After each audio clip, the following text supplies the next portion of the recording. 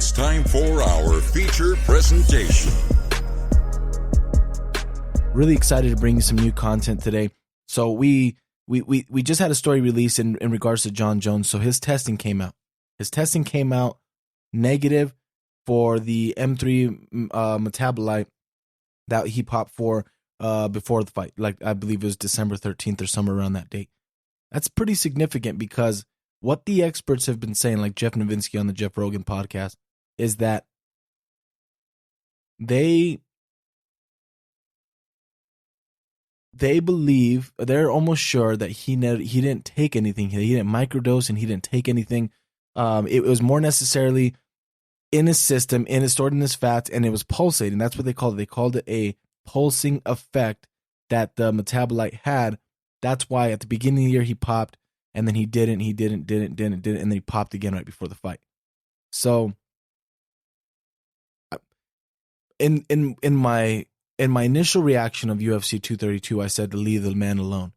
That if he's not, there's a lot of negative attention surrounding him, and we just need to leave it alone. Now, the more that's come out about this as it's come out, the more my opinion is kind of been, swayed a little bit. That's because they have said so much, and it just sounds like a bunch of bull to me. It doesn't even sound real. Like, I know you guys are listening to this, and I know you guys are hearing it, so it'd be nice to, reach out to us on Twitter or Facebook and Instagram and let us know what you think. But I don't understand how they believe that that's what's going to pull the wool over our eyes, and we're going to believe that. Pulsating, really, of something that's not in your system or stored in your system or whatever. Here's the thing. So Jon Jones got a reduced sentence because he worked with USADA. He was like an informant for USADA, which they offered that to Werdum, and I guess he turned it down, but that's another story.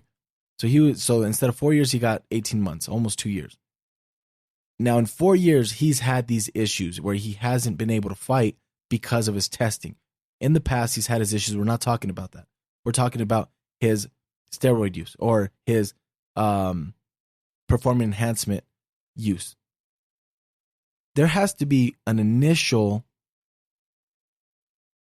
guilt, an initial intake of an illegal substance in order for this to even be in your system. Now, depending on how long ago he took it, Jeff Novinsky said that it could last in your system. There's short-term, mid-term, and long-term.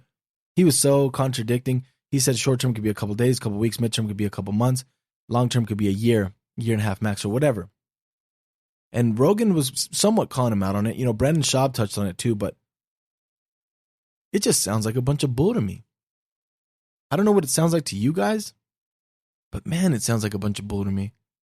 I don't get how they believe that that's what we're gonna believe that. I don't get how they believe that we're gonna allow them to tell us this and it's gonna be true, because they give it to you and it sounds okay. Well, maybe, but the more it just sits, for me at least, the more it sat, the more I said, hold on, this doesn't make any sense. And why are they so adamant about not really bringing up the fact that he took something initially in order for this to be in his system? They're kind of not even talking about that. Now, he dominated the fight. He's a great fighter. I said that on my last one. He is. He doesn't need this. He doesn't need any kind of performance enhancement. I don't know what he's taking or whatever. Michael Bisping said this, and he left it at this. He didn't want to call anybody out, but this is what he said. He said, I am not one of those guys that reads the back of every single label and is 100% aware of what I take. But what I do take is I buy over the counter, meaning stores, GNCs, Vitamin World, whatever, all those places. And he said he's never popped. We'll just leave it at that. So if a man like Michael Bisping is taking all this stuff without even reading it, and he's not popping, it goes to show you that there's got to be someone around Jon Jones and around his camp that is influencing him to take a certain thing. And maybe that's where microdosing comes in, because you don't need the enhancement. He does not need it. He is a beast of an athlete. He is better than the rest. There's no comparing him to anybody else. They handicap him. You can call it a handicap when they say, oh, it's because of his reach. It's because of this. Here's the thing. We all make do with what we got. So if the tools that were blessed to Jon Jones were a very extensive reach, and just the ability to be athletic the way he is, what is he supposed to do? How's that his fault? He uses his tools to his advantage. They become his strengths. That's what you're supposed to do as a fighter. If you're good on the ground, you take the fight to the ground. If you're a boxer, you keep the fight standing. If you're a kickboxer, same thing. Why is it the fact that he's got a longer reach than everybody else? People forget that he's a wrestler. So why is it that he's got a longer reach? He's now showing you that he can strike with anybody. And his reach helps him with that. I don't see how people name that as a handicap for him, though. That's what drives me crazy. It's like, okay, he's utilizing what he knows or what he was given, and now you're trying to use that negative towards against him. No, let's talk about the real things. That's not the negative thing. The negative thing is the fact that he's taking something when he doesn't need to. He does not need to take any kind of performance enhancement, substance, supplement, whatever you want to call it. People have pointed out the fact that both his brothers, I guess, have taken steroids and they've popped for it. So they could be influenced. Or maybe they might even have the same guy that they had. But here's the thing. If they are microdosing, fire your guy. Because he obviously sucks. You popped right before a fight. You had Dana White change the venue, the location, everything about it on such a short notice from Las Vegas to the Forum in Inglewood. And he says it's because he wanted to make sure these guys fought. Gustafsson agreed, which I hope Gustafsson, that was leverage for him. So I really do hope Gustafsson was like, you know what? You were going to pay me X amount. I want this now. Because at that point, it was ball was in his court. It really was. So I hope that he took advantage of that. But you move it, and it's the Nevada Athletic Commission doesn't have time to vet this issue out because it's too close to Christmas. They're probably out of the state. They're on vacation, whatever. I get that. You moved to California because California Athletic Commission is familiar with what Jon Jones fought for in the past, and they can vouch that whatever is being said is true. Now, a lot of ex-fighters and fighters are criticizing. How do I word this? They are, for lack of a better word, they don't trust what Jeff Novinsky's saying, and they're saying that his credibility is now been shot. You have a guy who works for the UFC, which a lot of people think he works for USADA or worked for USADA. That was never the case. He was he was an investigator for some kind of, I think for the IRS, I want to say, or something like that. But he was like a detective, like an investigator, like legit would go in and, you know, there's stories about him and Conte at the Balco, the facility where they went in and they checked everything. That's how they caught that. You know, well, they have the proof that Jones from the Olympics popped. She popped because she was the sprinter. What's his name? Lance Armstrong popped, and a couple other people in the Olympics.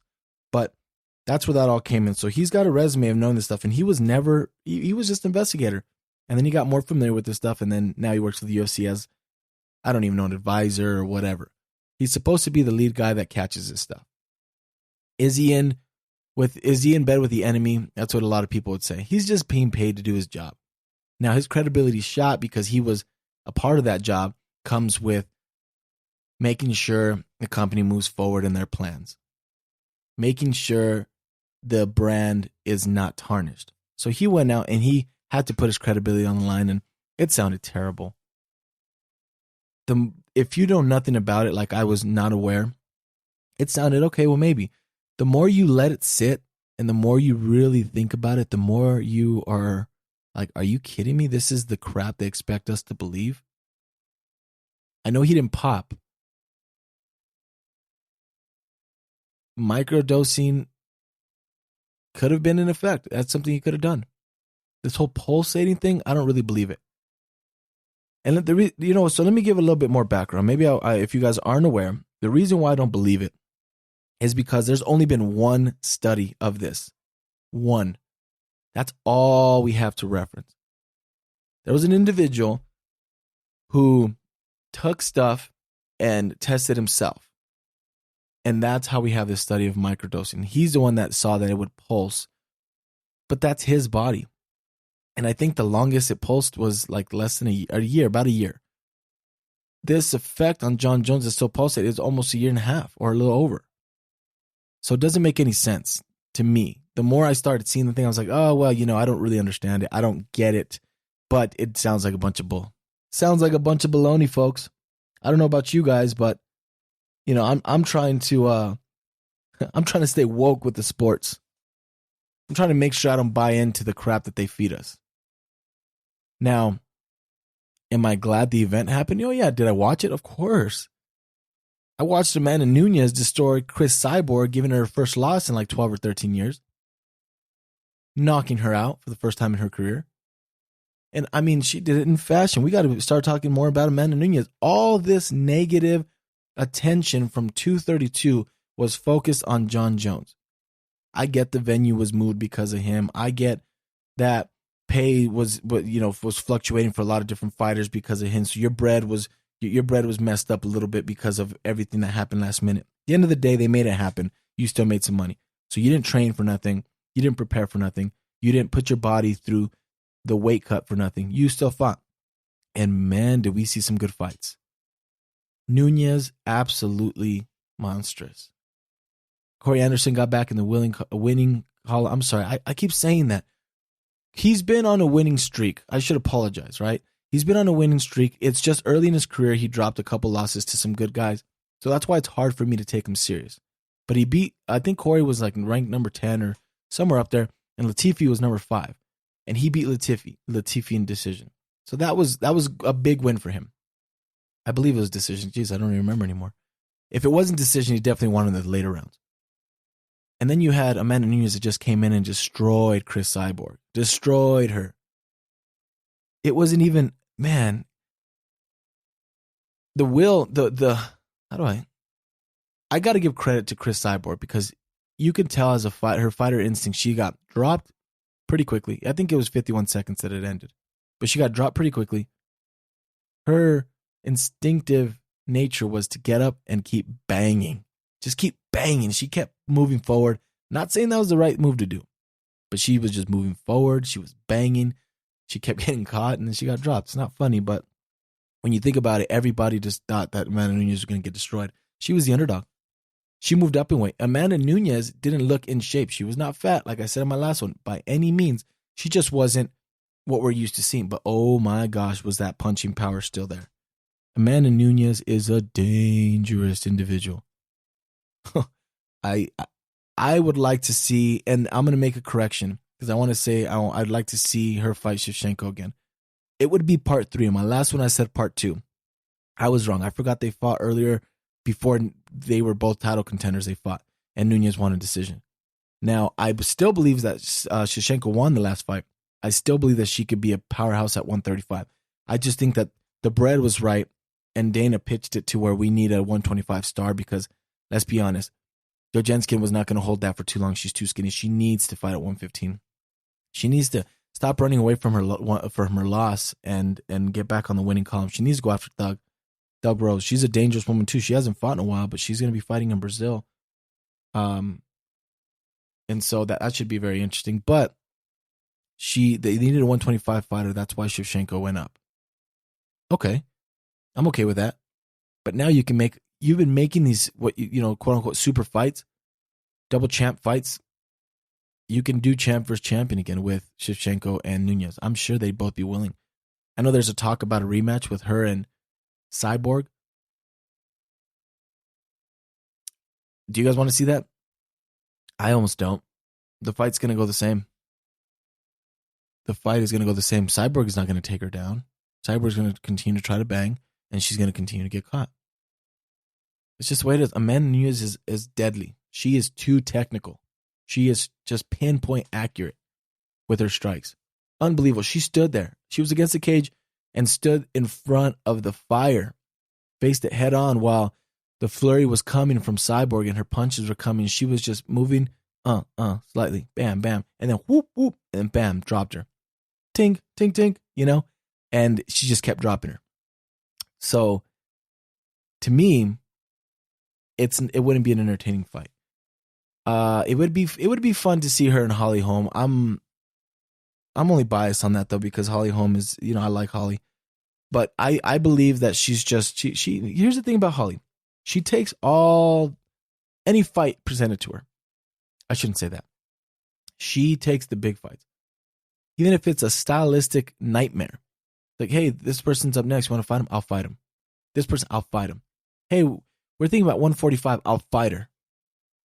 And that's what she does. That's why she's had a couple bad losses. She needs to get, I think she's getting back into the flow of things. She definitely needs to be less predictable. She's been good throughout the years, but this whole punch, kick thing needs to stop. Her and Carlos, they're facing the same thing. So you guys just need to calm down with that kind of stuff.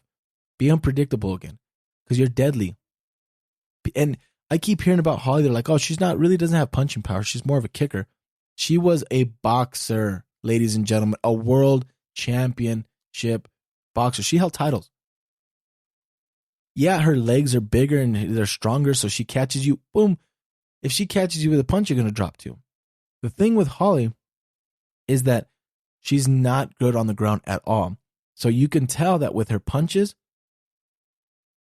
she's a little worried of someone, shooting at her. Because if you ever saw her box, she is deadly with her hands. So cut that out. I don't want to hear that she doesn't have knockout power. Cut that out. Moving forward, Holly and Nunes would be a good fight. I don't think Holly's in the contention. I don't see who Nunes would fight next. If it's not Shevchenko, I don't see who. You had a couple of girls up and comers, but come on, let's be real. There is nobody on the level of Amanda Nunes. If anyone's going to have a chance to beat her, in my opinion, I think it's Shevchenko. Now, you might not make that fight. You might not make that fight because there's a possibility that you don't want her to lose, which I understand. If she loses all that credibility. She just knocked out Cyborg, all this stuff, so she's coming off big. You can make her a superstar, which you are in need of, and maybe you don't do it for that reason. You don't risk it. But Amanda Nunes will fight anybody because she knows that she's one bad mother. I'll tell you right now. And so, to me, make the fight with Shevchenko. Went off a little bit. Sorry. Let's go back to Jon Jones because this is what we started with. Again, positive. He came out negative for the testing. I don't know what's going to happen. I don't know how often he's going to be tested. He's already studying Smith. They're talking about the possibility of Smith. There's rumors that Rumble Johnson's coming back. So that we wanted to see that fight a long time ago, but that was before Cormier handled Rumble twice. Do we want to see Jones and Cormier? I really don't, honestly. Everyone says get your revenge or, get your belt back and all this other stuff. But if I'm being honest, I don't really want to see that. I know how it's going to go. Jones is going to win. And what that would do mentally to Cormier and what that would do to his possible legacy. He's been too important to the sport while the light heavyweight division wasn't where it was at one point. So I don't think you do that to him. Keep him at heavyweight. Let him fight Miocic. It doesn't look like he's fighting Lesnar, so let him fight Miocic. And then I would say, stick to the plan of retiring in March. There's a possibility he might fight 3 more times is what his manager was saying. Just the will that he has, how he wants to fight. But depending on how your fights go and how the cards line up, that's something you should really stick with or evaluate, I should say, because you don't want to take a bad fight. Take it from Holly. And I don't mean to pick on Holly at all. Again, Albuquerque's got a lot of love for Holly Holm. Just at this point in your career for Cormier, I'm not saying for Holly, at this point in your career for Cormier, since he's on his way out, he's got 1 foot in, 1 foot out. He's already locked in as a commentator. He's a good commentator at that, so he's going to be locked in as a color commentator. Pick smartly on who you want to choose to fight. That's all I'm saying. So as far as where we go from here, we got a couple of UFC events. We'll keep you posted as it go on. I just wanted to give you guys a quick update on Jon Jones and his test coming back positive. I'm sorry, I keep saying that. His test coming out negative for nothing. Tell me what you think about the whole pulsating thing. Give me your opinions. Love to hear what you guys are thinking. Appreciate everything. Appreciate all the love. We drop episodes every week, so keep a lookout for that. If you subscribe through Google Podcasts or Google Music, you can subscribe and it'll send you notifications. SoundCloud doesn't really do that. I'm not sure why. So we're on Stitcher now, also Castbox. So those things you can subscribe to send you notifications. So, give us a listen, give us some feedback. We're really interested in what you guys are thinking. Thank you guys again for all the love and support. We really do appreciate it, and we'll talk to you guys again soon. On behalf of the Culture Punch podcast team, I'd like to thank you for tuning into this episode. Go check us out on social media, Facebook at Culture Punch Podcast, Twitter at Culture_Punch, Instagram at Culture Punch Podcast. Give us your feedback, your thoughts, what you want to listen to. Give us a follow, a like. We really do appreciate it. Thank you. Thank you for